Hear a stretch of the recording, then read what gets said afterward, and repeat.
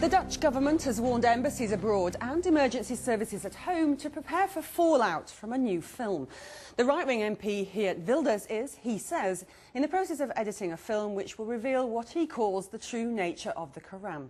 Kylie Morris has been to meet the controversial figure and her report contains offensive views. The hair is bouffant, the clothes are dapper, but for Muslims in Europe, this man is their biggest political enemy. Do I look evil to you? Maybe I do, but I'm not. He won't confirm whether or not he'll tear up the Quran as he'd threatened, but promises his film will be an eye-opener. My aim with the film is to show the people who watch the film that indeed the Islam and the Quran are part of a fascist ideology that wants to kill everything that we stand for in a modern Western democracy, the values that we share. You and I both know that if we were to pick up the Bible and to go through the Bible to try and find things that a modern Western woman might find upsetting, I'm sure I could probably find quite a few verses and I could highlight them and stand up and say this is an outrage, you know, Christianity should be banned. No one would take... This is exactly, this argument is the reason that I will make this movie, because I got exactly this criticism after my article and the debate in Parliament, and I will show with this movie that what is happening within the Islamic world, sometimes even whole countries or whole regions who have a rule of law. Wilders wants to reveal the hidden dangers of the Quran to hold back the Muslim hordes. Holland still looks like picture-perfect Holland, but for Geert Wilders, Islam presents it with a fundamental threat. His ideas are not the mainstream, but they are having an effect. It's much harder these days to immigrate here than it has been for many years, and that's due in part to his success. His party has a parliamentary presence, 9 seats out of 150. In fact, last year he was named the country's most popular politician in a poll run by the public broadcaster NOS. But there's real concern that his latest venture could endanger lives, particularly those of Dutch people living and working in the Middle East.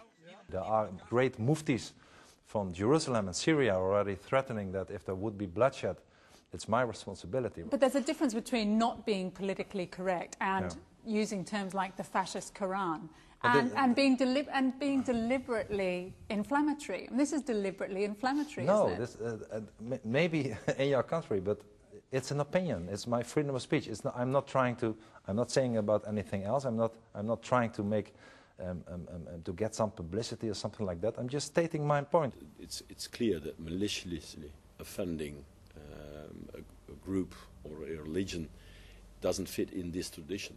So therefore we made also clear as Dutch government that we value free and unrestricted debate, but we value also respect. Respect for Islam is not Wilders' strong point. Could it be he's just racist? It's very difficult to criticize someone like Geert Wilders by saying, you know, you're basically a racist with kind of fascist ideas, because people say, oh no, not again, not accusing someone in this politically correct. That's just one way of not addressing the real issues. But I think Geert Wilders is not, I think he's exploiting real issues, but he's not addressing them. Geert Wilders' Islamophobic ideas echo those of a clique of influential figures in Holland. Pim Fortuyn famously declared Holland is full and wanted to close the borders to Muslim immigrants. The populist politician was murdered during the election campaign 6 years ago, not by a Muslim but by an extreme vegan. Ayaan Hirsi Ali now works for an American right-wing think tank and lives with her own security detail. Threats against her began when she entered the Dutch parliament and renounced Islam. She also criticised the treatment of women in Islamic society, particularly in a provocative film called Submission, made by celebrity rebel and serial defamer of Islam, Theo van Gogh.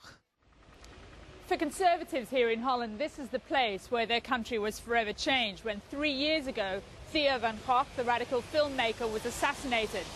He was riding his bike when a young second-generation Moroccan Dutch man approached him.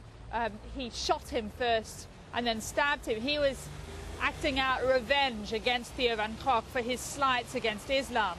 But for many people here, it marked the end of their famous Dutch tolerance. Across the road from the mosque, where the young man now in jail for murdering Theo van Gogh used to pray, is a coffee shop where you can buy and smoke drugs. Dutch liberal attitudes do throw into sharp relief the strictures of fundamentalist Islam. But in another cafe across town, multicultural Holland has its own voice with its own freedom of expression. He says Muslims, you should tear up the Quran. But what's that got to do with Islam? He only focuses on one group, people like us. He says are poison.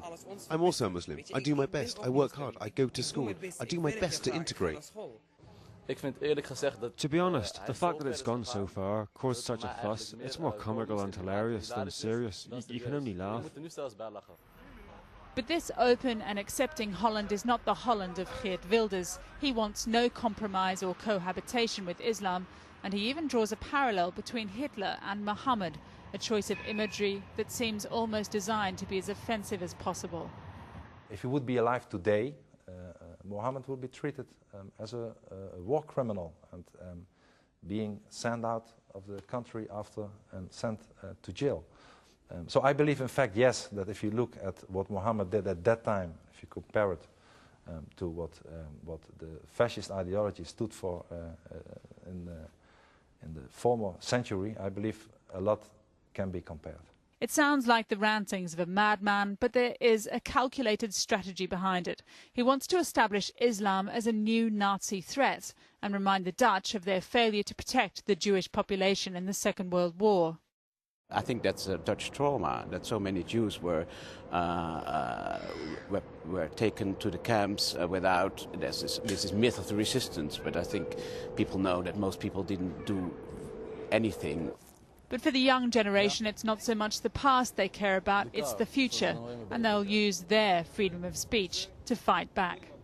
We leven in een land waarin je mening uiten mag, waarin zwart maken van de islam gesprek is van de dag, waarin de politicus naam maakt op de rug van de Koran. Dus als je het mij vraagt, is het tijd om op te staan. Niet door te vechten, niet door te preken, maar door te negeren. Want wij weten beter.